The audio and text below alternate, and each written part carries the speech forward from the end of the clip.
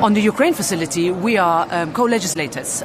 European Parliament voted. We wanted to vote as quickly as possible in order for us to send the clearest of messages that we know that Ukraine needs the 50 billion euros for it to continue to fight the war for all of us.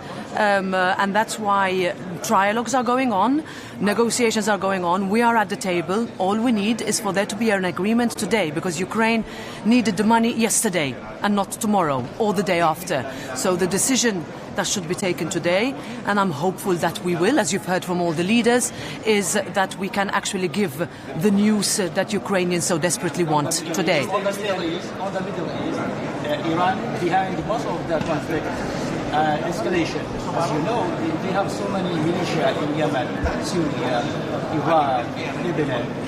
Over the past year, you are, as a president, you made a very brave decision during the parliament, sanction against Iran. Do you want to, again, more sanction against Iran? Yeah, well, we are closely following the outcome and the ensuing developments from yesterday's defense ministers' meeting, and we will take it from there. I am in close contact with the High Representative, but yes, you are right that the European Parliament, in view of the fact that a number of members have been sanctioned by quite a number of countries, that this was the only decision that we could take, and it was the right one. That's one.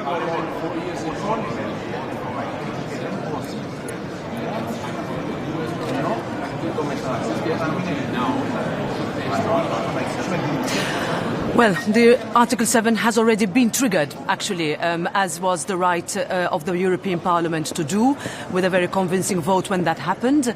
We will see what happens today. There are still questions being asked about the 10 billion euros that were disbursed before the last European Council. However, our focus today, and here I concur with the leaders, not excluding any position that the Parliament will take next week in Strasbourg, that today we get an agreement at 27. And this is important not for us but for Ukraine, but also for all our citizens that would like to see the institutions and all the member states be coherent and consistent on this issue. Last one